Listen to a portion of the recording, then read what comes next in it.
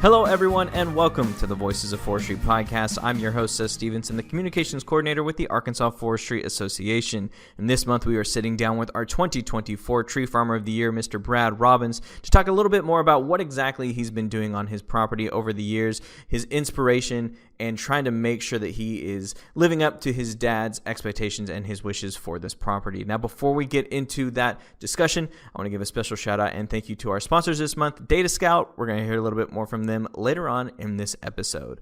But without further ado, let's hop into that discussion with Mr. Brad Robbins.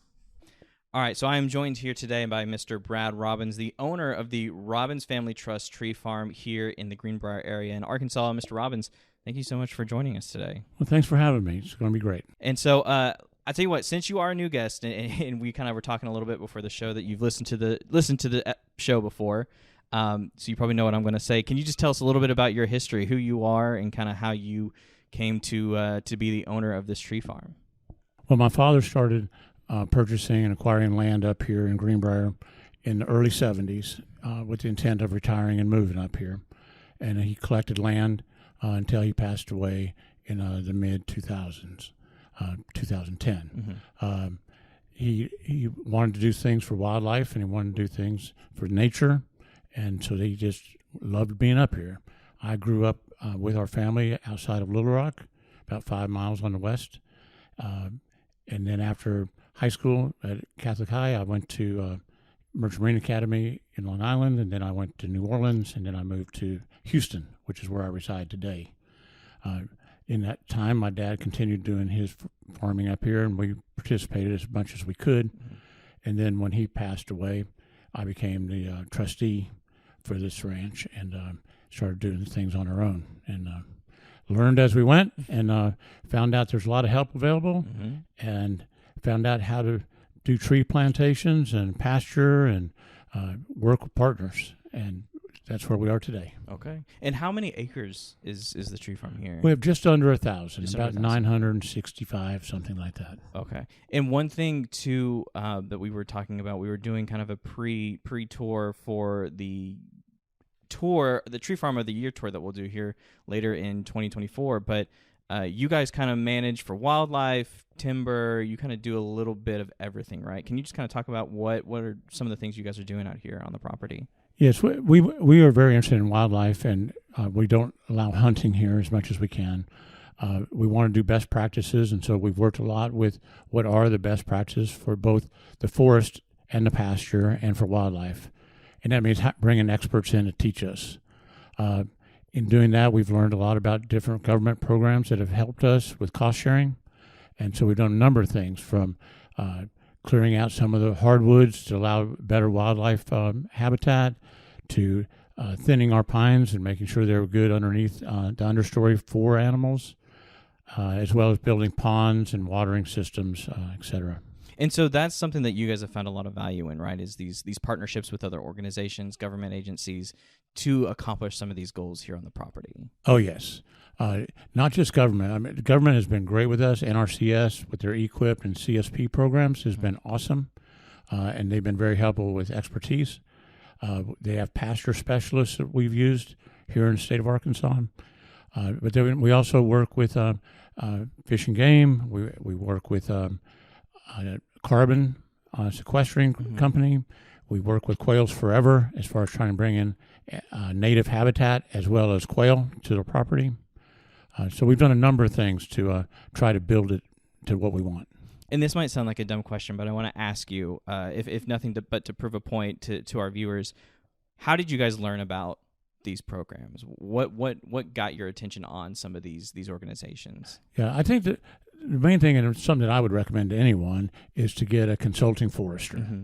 I think that is really important. We were very fortunate.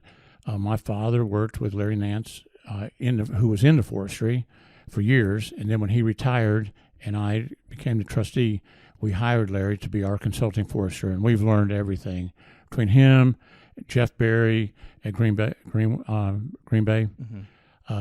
And others. We've learned from them. But have a consulting forester. And then on the pasture side, we've learned a lot from the local people here, and the person Jim Day, who's helped us a lot with our pastures. as well as the pasture specialist at NRCS. Okay. So again, it's just essentially, picking up a phone, calling somebody, asking questions. There are people out there that are willing to help get some of these programs like you guys have, and that have the expertise to help landowners accomplish the goals that they want to accomplish. Definitely. And I don't think a lot of landowners understand. There are probably 200 types of practices that you could apply for depending on what your situation is. Mm-hmm. You don't have to do your whole property. You could start with a small 10-acre, 20-acre tract and see how you like it.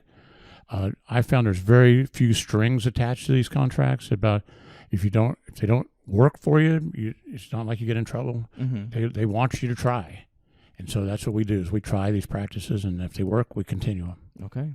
Now, one of the things, too, that we've been talking about here today is you guys, like you mentioned, you don't allow hunting on the property. You've been very mindful of development of the property. Why is that? Why are you guys, what has kind of kept you guys on this track? Well, it's really my father. Mm-hmm. He bought this for a purpose, and our job is to keep that legacy going. We totally believe in it as a family, and we invest in it. And so we put a conservation easement on it to protect it forever from development and for restricting its use. And we're really pleased with Ozark Land Trust for that. And we think that helps. We have a trust in place to have some rules on restrictions on how it can be used. So, but it's really because of my father. Mm-hmm. Mm-hmm. And I guess, why do you know why he wanted it that way? Like, what was his reasoning for keeping it like that? He even as a teenager, I hunted, mm-hmm. and he didn't. He didn't believe in hunting. He thought that wildlife should be wild and taken care of. Mm-hmm. So his whole thing up here has been about wildlife, okay. and trying to protect it and try to build habitat for it. Then he got into the forestry and timber part based on working with the forestry mm-hmm. in these demonstration plots that we put in back in 1982. And we have a 50-year agreement with forestry on part of our property to demonstrate how certain practices work. Mm-hmm. Okay. And that's something else, too, that I kind of want to talk to you about, is that this property, too, had a lot of demonstration areas. Can you just talk a little bit about explain to our folks what exactly that means to have a demonstration area on your property? Well, back in 82, the state of Arkansas wanted to demonstrate to landowners how you could move into pine plantations. How do you do that? We have old cotton farms with terraces, and they're all overgrown, and they want to show how you could convert from that to a producing timber plantation. So they worked with various herbicide companies to see what herbicides would work. They worked with different practices. For example, they wanted to see if you spaced the seedlings out farther than normal practice. What did that do? Mm-hmm. What if you didn't cut down all the hardwoods and you just planted under them? What if you killed the hardwoods but left them standing and planted under them? What if you used seeds instead of seedling? What if you use this herbicide versus the other herbicide? So they have tracks set up that they monitored and worked on, and they were able to then show best practices. Another one that they learned by chance was they had a new machine back in 84 that planted seedlings, but it planted them too shallow. No one knew it. 7 years later, a whole row of trees died. And my father called up to Forestry and said, what happened? And they came out and found out that they had the roots, instead of going straight down, which is what you have to have, they bent over. So they still lived for 7 years, and then they died. So today, the best practice is that you must plant the roots straight and deep. And actually, the people who plant are contractually liable to make sure they don't have these bent roots. So these are types of things that we can demonstrate here, mm-hmm. or that were demonstrated, that became best practices throughout the state. So it was just a bunch of science experiments almost, trying to see what worked and what didn't work to then make sure that's what was used later down the line. That's right. Awesome. And so then they could show, it had nothing to do with us, mm-hmm. the forestry could show how a landowner could, here's different ways you could do it. Whatever works for you, we want to work with you, but here's how what you get. We have another demonstration plot that is between loblolly and shortleaf pine. we wanted to know, could Loblolly live this far north and be commercially viable? And so we have a plot that demonstrated that. So it's those kind of things. After that, it went on to, we had the Boy Scouts and the Girl Scouts here, and they would come up and learn about forests and pines, and they would spend their time up in demonstration plots and see what was going on. So we've also had various high school groups come up and just see how you might measure a tree or use a tree or evaluate trees. And so it's an education thing even to this day. Oh, wow. Awesome. How often do you guys do stuff like that? Do you? Probably the last one was last year. We had a high school group come up. Awesome. So you are opening up your property for learning for kids of all sizes and ages. Yeah, it's not a public park. Yeah. But for groups that are working with the forestry or educational groups or Boy Scouts, those kind of things, we are open to having them. Yes. Okay. All right, we're going to stop right here for just a second to hear a little bit more from our sponsors this month, Data Scout.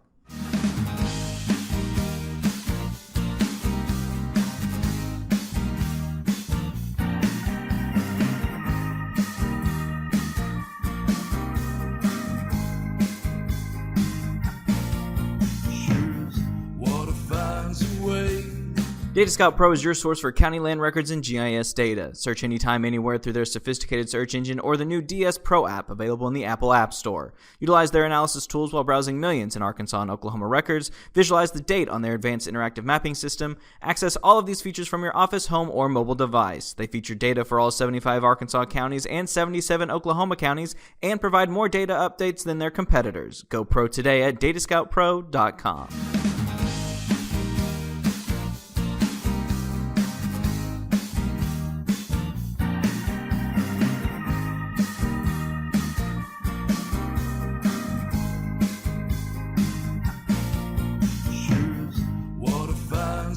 You guys, you're an out-of-state landowner. You live in Texas, correct? Yes. Like you said, you live in Houston. So can you talk about any of I haven't talked to a whole lot of out-of-state landowners. Most of the folks who we've spoken to specifically on this show live either on their property or relatively near. But I kind of wanted to talk to you a little bit about some of the challenges, if any, that you face being an out-of-state landowner with your property here in Greenbrier. Well, so listeners know we're the same as people in Arkansas. We still put our jeans on. But I would say it is difficult. I come up fairly often, about every 6 weeks I come up just to see how things are going or to work with NRCS or to work with our forestry consultant. So you have to pay attention. But we do have a forest management plan in place, a written document that's approved by the Arkansas Forestry Association. And we have a pasture plan in place. So we have a really well documented timeline plan. So, and I wanted to do that, one, because I think it's helpful for all landowners to have it, because then you know what was intended. My father did not have a updated plan, so it's hard to know exactly what he wanted to do.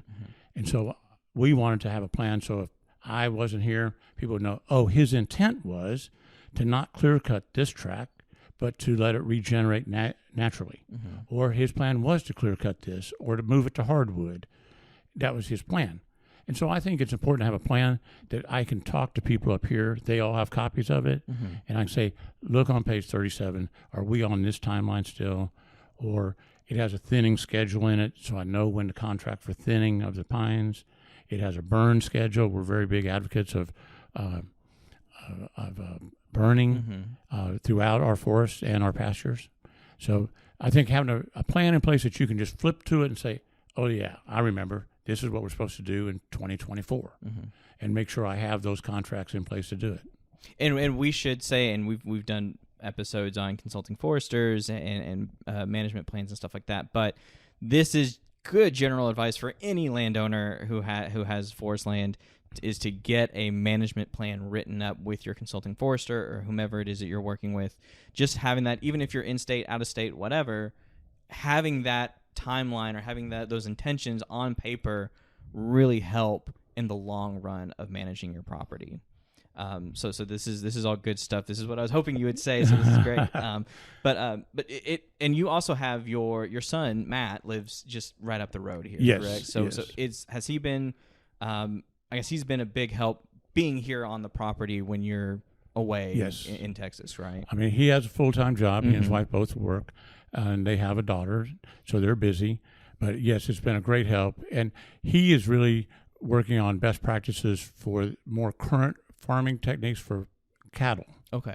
And so we're working on rotational grazing and different watering systems, electric fence, solar, native grass, bringing in wildlife like quail to the pastures.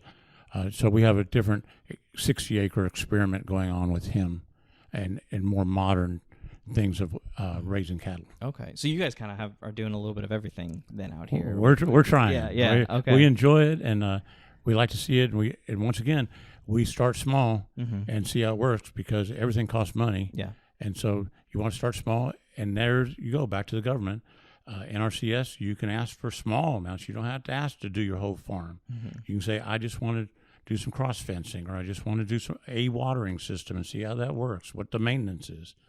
And so I encourage people, think about what they want to do, put together their plan, and then sit down and get a consulting forester. They're not that expensive to have. Or go to the NRCS office close to you and sit down with them. They would be happy to sit down with your plan and help you go through and say, this could help you.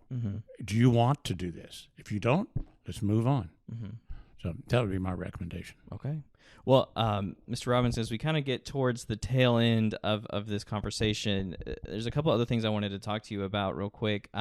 One of the things, too, that we had discussed earlier this morning was and you'll forgive me if I butcher the name. I was trying to think of it out in the car, and I was worried I was going to get it wrong, but you guys are looking at introducing chinkapin, thank you, chinkapin back into this to this property. Can you just tell me what happened to the previous chinkapin that were here? So around here, we had Ozark chinkapin, which is a type of chestnut. And everyone's heard about chestnuts roasting on the open fire. That's what we're talking about. Most of those were American chestnuts, and they were pervasive throughout the East Coast. We brought in some other types of chestnuts from overseas, and they had a blight, which our chestnuts could not handle, and it killed them. And so we are really without very many chestnuts left, American or Ozark. So there's an Ozark Chinkapin Foundation out of southern Missouri and in Arkansas, where we are trying to reintroduce a blight-resistant chinkapin. Okay. So we have a test plot here, and we every year plant a few acorns and see how they do. Do they get blight? Do they grow well? Does this one work better than that one? Is this a good way to grow them?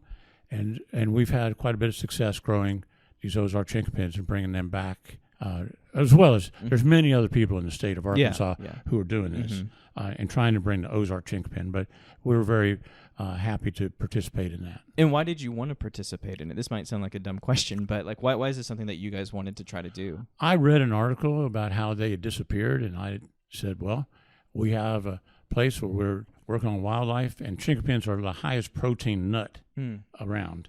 So they're great for wildlife. And they were around, and people used to eat them, and people used to feed them to their cows. And so why not try to help this organization grow them? And so we are probably one of the more southern locations to try this. Most of them are more back up into the Ozarks. Okay. But we're excited about the opportunity to try something new, and here we are. Okay, fair. I mean, hey, that's an easy answer for us, so that's good. Well, Mr. Robbins, one other thing I kind of wanted to talk to you about too is I mentioned your son Matt and kind of preserving your father's legacy here on the property. What's it like kind of seeing your son kind of get involved with the property, and he's doing a little bit different stuff, but what's it like seeing him get involved and be interested in what's going on here on this property that your dad purchased and kind of got off the ground? Well, obviously, my wife and I think it's wonderful. We have 4 sons, and have one of them come up here and maintain and grow what we're trying to do and believe in what we're trying to do. It's been awesome. and he and his wife Mary and their child Juliet, they're just great to have right here locally, and they're learning right along with everybody else, and they're meeting the same partners. And so that's what's important is I had to meet a lot of these partners. He's able to take that relationship and continue it on into the future, and I expect his daughter will probably do the same thing. Okay. And what do you hope will happen, speaking of the future, what do you hope will happen with this property in the future? What would you like to see happen with this property, 10, 20 years down the line? I'd like to see it continue being a well-managed tree farm with a lot more wildlife. We have turkeys, coyotes, deer. We have plenty of wildlife, but we'd like to see more. And we're trying to reintroduce quail. There used to be a lot of quail here. They're gone now.